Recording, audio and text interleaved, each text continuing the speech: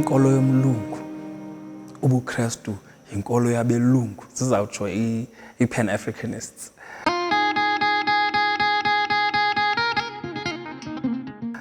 So these guys generally accept the existence of God, but deny the Bible as from God. They perceive it as a colonial tool, as it were, to numb Africans from colonial resistance. You know, it is so ironic that they make this assertion when a large portion of the biblical narrative takes place in Africa. Africa stands as a refuge, a cradle for major Bible figures. Abraham and Jacob's sons, driven by famine, turned their steps towards Africa with their backs turned against their hunger-stricken homes. And the baby Messiah himself on the back of his parents, fleeing the politically charged massacre decreed by Herod, found safety on the soils of Africa.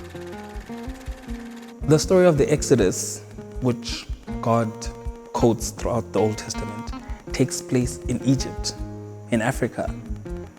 In the Exodus, the news about the powerful works of the God of the Israelites traveled so far into the rest of Africa that some Africans left with the Israelites to Canaan. The Bible calls them the mixed multitude. Jesus himself spent a significant part of his childhood in Egypt, in Africa.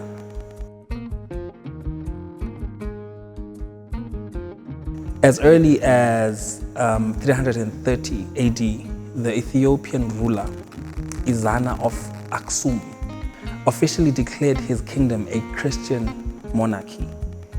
As a result, they built one of the oldest church buildings in the Ethiopian kingdom, and they built it underground, which is quite interesting.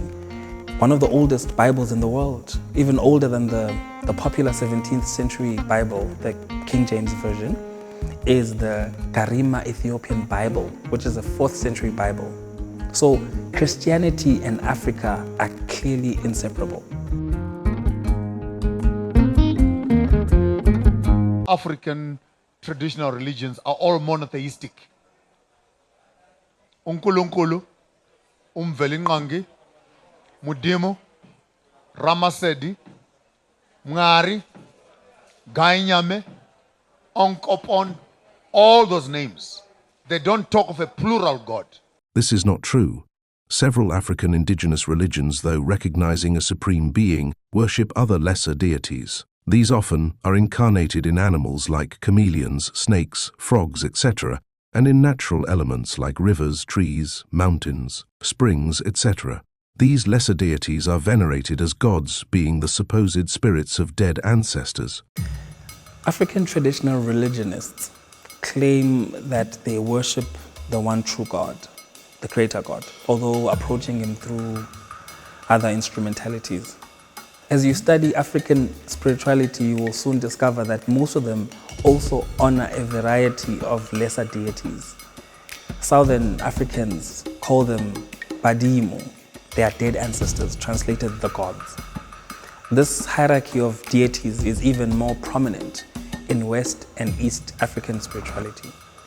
It is the nature of pagan religions to have a hierarchy of deities. The supreme rules over the inferior deity. The Babylonians, the Egyptians, the Greeks, the Romans, the Persians, all ancient civilizations had a hierarchy of deities. So African spirituality is simply a continuation of the ancient theological worldview. For that matter, animal sacrifice and the burning of incense were major components of worship in virtually all these ancient pagan civilizations. The Yoruba indigenous religion recognizes Olodumare as the supreme being, but also reveres deities called Orishas, many of whom are associated with natural elements. Oshun, the goddess of rivers and fertility, is worshipped at the Osun sacred grove in Nigeria. Ogun, the god of iron and war, is linked to forests and mountains. The Akan people of Ghana and Ivory Coast believe in Nyame, the supreme god, but worship smaller deities called Abasum, who inhabit natural elements. Tano, the river god of the Tano River, is one of the most revered deities in Akan spirituality. These African indigenous religions share a structure identical to all pagan traditions and bear a striking resemblance to Catholicism. The Catholic Church, known for its extra-biblical teachings, promotes the veneration of the dead, calling them saints. These saints, regarded as divine intercessors between God and humanity, are also deemed worthy of worship in their own right. Similarly, both Catholicism and African indigenous religions uphold the sacredness of relics, such as crucifixes, statues, and ritual objects. All these doctrines and more which are shared by the two originate from ancient pagan traditions and are not exclusive to any single culture or people. When the white man found an African kneeling under a tree in prayer, they said he's worshipping a tree. There's no African religion that teaches Africans to worship their forefathers and their ancestors. Ancestors are a historical connecting cable to the creation that happened before we became. This is also false. Joshua Maponga makes the inaccurate claim that there is no African religion that teaches Africans to worship their forefathers or their ancestors, but African indigenous religion scholars and theologians would disagree. Kenyan theologian and scholar John Mbiti writes in his famous 1969 book, African Religions and Philosophy, "The spirits of the departed continue to exist and to take an interest in human affairs. They are given offerings, prayers, and invocations because they are believed to influence the life of the living." Nigerian theologian Bolaji Idawu states in his 1973 book, African Traditional Religion, saying that Africans do not make a clear distinction between the living and the dead. The ancestors are very much a part of their world and are therefore honored and invoked. Ghanaian religious scholar Kofi Asare Opoku explains in his 1978 book, West African Traditional Religion, "For many African peoples, worship of God is closely tied to the veneration of ancestors who serve as intermediaries between the living and the supreme being." Professor of African Religious Traditions, Jacob Olupona, details it in a 2014 book, African Religions, a very short introduction. This is what he says: "The worship of ancestors in African religious traditions is a form of acknowledging their continued spiritual presence and their role in guiding the living." So clearly, Joshua Maponga is completely off the mark when he says, quote, "Ancestors are a historical connecting cable." He seems to want to keep the ancestors dead in the ground. Yet the African religion scholars and even practicing worshippers of the African religions will tell you that the ancestors are alive and well. Not historical names that tie someone to the creator or creation, but active and concurrent, working in the present lives of their people, yet from an altogether different realm.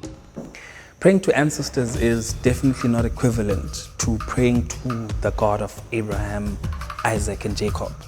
Firstly, these prayers were always offered to the God of Abraham, Isaac, and Jacob, and never the ancestors themselves. This phrase is not simply a recitation of Jewish ancestors, as many suppose, but it is a recollection of the covenant of God with these three specific patriarchs.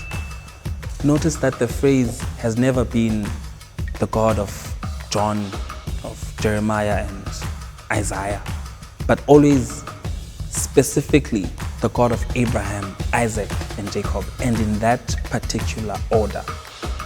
This is because God made a covenant with each of these three patriarchs in terms of the advent of the Messiah.